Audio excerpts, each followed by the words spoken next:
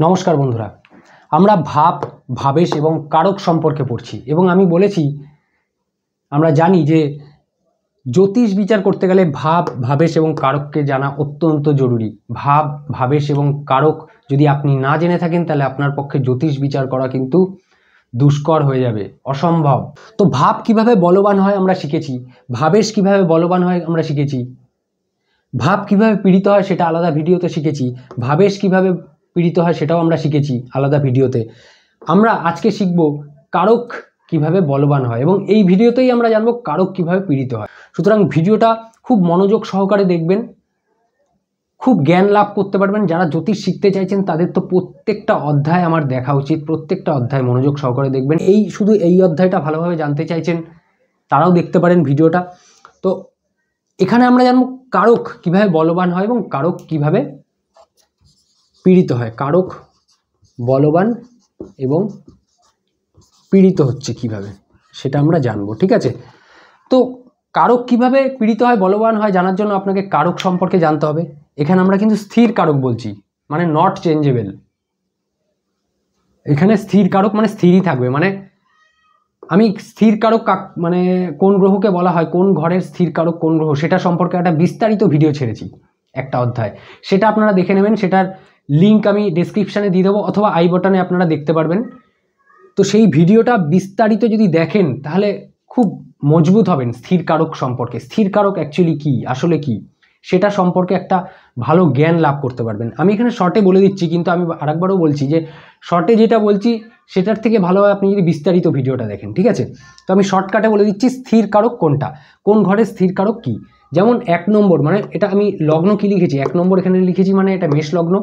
তাহলে যে কোনো লগ্নই হোক না কেন, মেষ লগ্ন, বৃষ, মিথুন, যে কোনো লগ্ন হোক না কেন, লগ্নের কারক গ্রহ রবি। দ্বিতীয় স্থান ধনস্থানের কারক গ্রহ বৃহস্পতি।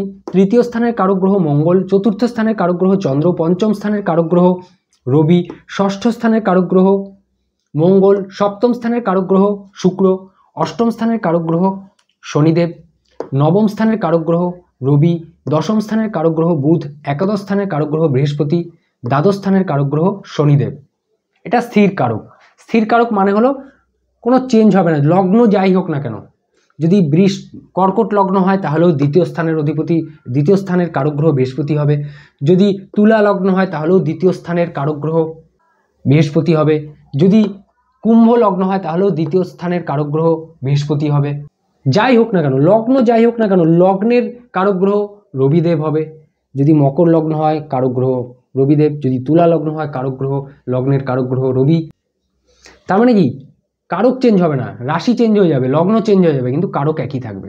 চতুর্থ স্থানের কারক গ্রহ চন্দ্র, চন্দ্রদেবী থাকবে, লগ্ন যাই হোক না কেন। এখানে চতুর্থ স্থানে যদি কর্কট রাশি না থেকে চতুর্থ স্থানে তুলা রাশি থাকতো, মানে লগ্ন যদি কর্কট লগ্ন হতো, তাহলেও চতুর্থ স্থানের কারক গ্রহ কিন্তু চন্দ্রদেবী হতো। তো আমরা জানবো কারক কিভাবে বলবান হচ্ছে এবং পীড়িত হচ্ছে। কারক কিভাবে বলবান হচ্ছে বা পীড়িত হচ্ছে জানার জন্য প্রথম যেটা আমরা জানি, যেটা ভাব, ভাবেশ এবং ভাবেশে পড়েছি, যে 6, 8, 12তে যেন না হয় কারক। কারক যেন 6, 8, 12তে না হয়। 6, 8, 12তে যদি হয় তাহলে কারক পীড়িত হয়ে গেল, মানে কারকত্বর হানি হলো। এখন বৃহস্পতি ধনস্থানের কারক, পঞ্চম স্থানের কারক, একাদশ স্থানের কারক, মানে ধন, পঞ্চম, একাদশ স্থান থেকে যা যা প্রশ্ন আসবে কারক হিসাবে আমরা বৃহস্পতিকেই দেখব। লগ্ন মানে 1 নম্বর ঘর থেকে যা প্রশ্ন আসবে কারক হিসাবে আমরা রবিদেবকেই দেখব। সপ্তম স্থানের যদি কোনো প্রশ্ন আসে কারক হিসাবে আমরা শুক্রদেবকে দেখব, ঠিক আছে? তো এখন ধরে নিন যদি ধন স্থানের কারক গ্রহ বৃহস্পতি 6, 8, 12তে চলে যায়, তাহলে কি 100% যে ফলাফল আমি পেতাম ধনস্থান থেকে সেটার মধ্যে কমি চলে আসবে, ঘাটতি চলে আসবে। বা পঞ্চম, দ্বিতীয় এবং একাদশ স্থান থেকে যে ফলাফলগুলো পেতাম তার মধ্যে ঘাটতি চলে আসবে, ঠিক আছে? কারণ ধনস্থানের অধিপতি এই লগ্ন অনুযায়ী শুক্র নবম স্থানে আছে, মানে ভালো। কিন্তু বৃহস্পতি যদি 6, 8, 12তে হয়ে যেত তাহলে ঘাটতি হয়ে যেত সেই ফলাফলে।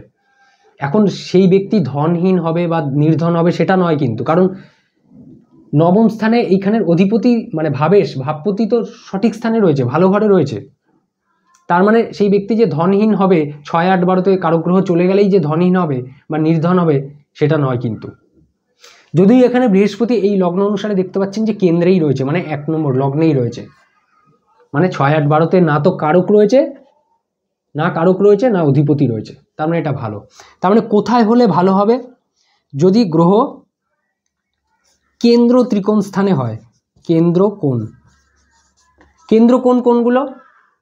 1, 5, 9-কে ত্রিকোণ বলা হয়, মানে কোণ, এবং 1, 4, 7, 10 এই ঘরগুলোকে কেন্দ্র বলা হয়। যদি এই স্থানে কারক থাকে, যেমনভাবে আমরা ভাবেশ পড়েছিলাম যে ভাবেশ যদি কেন্দ্র ত্রিকোণ স্থানে থাকে তাহলে সেটা শুভ, সেরকমভাবেই কারক যদি কেন্দ্র ত্রিকোণে থাকে তাহলে শুভ। যেমন দ্বিতীয় স্থানের কারক গ্রহ বৃহস্পতি কেন্দ্রে আছে, মানে 1 নম্বর ঘরে রয়েছে, লগ্নে রয়েছে, তাহলে এটা শুভ। যদি 3, 11-তে থাকে তাহলে কেন্দ্র ত্রিকোণের থেকে একটু কম, কিন্তু মোটামুটি ঠিকঠাকই বলা যায়।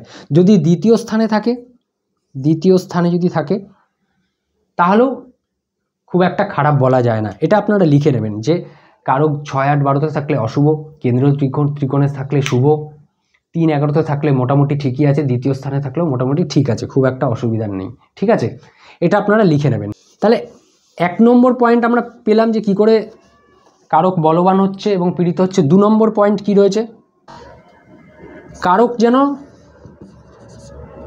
6, 8, 12-র অধিপতির সাথে না হয়, সাথে জুতি না করে, মানে সাথে না হয়।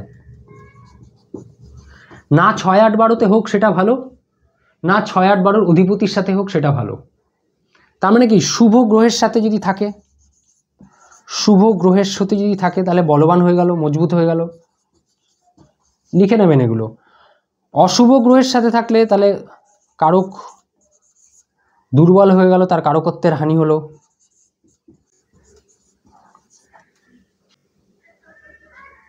অশুভ ঘরের অধিপতির সাথে যদি থাকে, যেমন 6, 8, 12-র অধিপতির সাথে যদি থাকে, এটাও বুঝতে পারেন আপনারা। অশুভ ঘরের অধিপতির সাথে যদি থাকে তাহলেও অশুভ। শুভ গ্রহের সাথে থাকলে ভালো, অশুভ গ্রহের সাথে থাকলে খারাপ, শুভ গ্রহের সাথে থাকলে ভালো। শুভ ঘরের অধিপতির সাথে থাকে ভালো। শুভ গ্রহের সাথে থাকলে, শুভ ঘরের অধিপতির সাথে থাকলে কি হবে? কারক মজবুত হয়ে গেল, আরও ভালো ফল দেবে। কোন ক্ষেত্রে? কারক যদি কারক এবং ভাবপতি যদি একসাথে জুতি করে, কারক প্লাস ভাবপতি যদি একসাথে জুতি করে, এটা লিখে নিন, কারক প্লাস ভাবপতি বা ভাবেশ যদি একসাথে জুতি করে, মানে এক ঘরে থাকে। ফর এক্সাম্পল, এখানে লগ্নের কারক গ্রহ রবি এবং লগ্নের অধিপতি মেষ লগ্ন, যেহেতু তাই অধিপতি কে হয়ে গেল? মঙ্গল। তাহলে মঙ্গল আর রবি যদি এখানে এক ঘরে থাকতো তাহলে কি হতো? এই ভাব বলবান হয়ে যেত, এই ভাব সম্পর্কিত যা যা ফলাফল মজবুত হয়ে যেত, কারক বলবান হয়ে যেত। এখন মঙ্গল এখানে না থেকে যদি এখানে থাকতো তাহলে জুতি করতো রবির সাথে, কারক এবং ভাবপতি জুতি হতো। কিন্তু মঙ্গল যদি এখানে থাকতো তাহলে কিন্তু দেখুন একে অপরকে দৃষ্টি দিচ্ছে, মঙ্গল রবিকে দৃষ্টি দিচ্ছে, রবি মঙ্গলকে দৃষ্টি দিচ্ছে। তার মানে কি দৃষ্টি সম্বন্ধ যুক্ত হলো, এটা দৃষ্টি সম্বন্ধ যোগ হলো। সম্বন্ধ 4 প্রকার হয়, সেই 4 প্রকার সম্বন্ধ সম্পর্কে আমরা জানবো পরে। ঠিক আছে, তো এখানে যেহেতু জুতি না করেও একে অপরকে দৃষ্টি এক্সচেঞ্জ করছে এবং দুজনেই মেষ লগ্নের জন্য শুভ গ্রহ, পঞ্চমপতি রবি, লগ্নপতি মঙ্গল, সেক্ষেত্রে দৃষ্টি এক্সচেঞ্জ করতে, তাই দৃষ্টি সম্বন্ধ যুক্ত হয়েছে, তাই এখানে কিন্তু কারক এবং ভাব দুটোই বলবান হয়ে গেল। কারকও বলবান হলো রবি এবং লগ্নের অধিপতি মঙ্গল, মানে লগ্নও কিন্তু বলবান হয়ে গেল। তার মানে দুই দিক থেকেই লগ্ন বলবান হয়ে গেল। এখানে দেখুন বৃহস্পতি আর শুক্র কি জুতি করছে? না, ধনস্থানের অধিপতি শুক্র এবং ধনস্থানের কারক গ্রহ বৃহস্পতি এখানে, শুক্র এখানে। বৃহস্পতি হয়তো নবম স্থানে শুক্রকে দৃষ্টি দিচ্ছে, কিন্তু শুক্র কিন্তু দৃষ্টি দিতে পারছে না, কারণ 1, 2, 3, 4, 5 নম্বর দৃষ্টি শুক্রের হয় না। যদি এখানে থাকতো শুক্র তাহলে একে অপরকে দৃষ্টি এক্সচেঞ্জ করতো, সেটা ভালো ছিল। বা এখানে শুক্র হতো, জুতি করতো বৃহস্পতির সাথে শুক্রদেব, তাহলে ভালো হতো। কিন্তু অশুভ বলা যাবে না এই ক্ষেত্রে, কারণ বৃহস্পতিও কেন্দ্রে রয়েছে এবং শুক্রও শুভ স্থানে রয়েছে, নবম স্থান ভাগ্যস্থানে রয়েছে, ভালোই বলা যায়। ঠিক আছে, আমরা যে সিদ্ধান্ত মানে জ্যোতিষ সিদ্ধান্ত সম্পর্কে পড়ছি, আপনার মনে কিন্তু বিভিন্ন রকম কনফিউশন তৈরি হতে থাকবে, বিভিন্ন রকম প্রশ্ন আসতে থাকবে, এটা আসাটা স্বাভাবিক। আমি যেমন যেমন ভিডিও আপলোড করতে থাকবো আপনার মনে প্রশ্ন আসতে থাকবে, আবার পিছনে যে ভিডিওগুলো ছেড়ে আসবো সেগুলোর প্রশ্নও কিন্তু ক্লিয়ার হতে থাকবে। তো এখন এমন নয় যে অষ্টম ঘরের বা খারাপ ঘরের কারক গ্রহ নেই। অষ্টম ঘরের কারক গ্রহকে শনিদেব, দুঃখ স্থানের কারক গ্রহ শনিদেব। এখন শনিদেব অষ্টম ঘরের এখানে অধিপতিকে, মেষ লগ্নে মঙ্গল নিজেই, মঙ্গল এদিকে লগ্নপতি আবার এদিকে অষ্টমপতিও। মানে একদিকে আপনাকে স্বাস্থ্য রক্ষার দায়িত্ব আপনার মঙ্গলদেবই নিয়েছে, মঙ্গলদেব আপনার স্বাস্থ্য রক্ষা করবে, আবার আরেকদিকে চোট আঘাতও দিতে পারে মঙ্গল। যাই হোক, অষ্টমের কারক গ্রহ শনিদেব। শনিদেব এখানে রয়েছে একাদশ স্থানে, খুব একটা খারাপ ঘরে নেই। মঙ্গলদেব রয়েছে নবম স্থানে।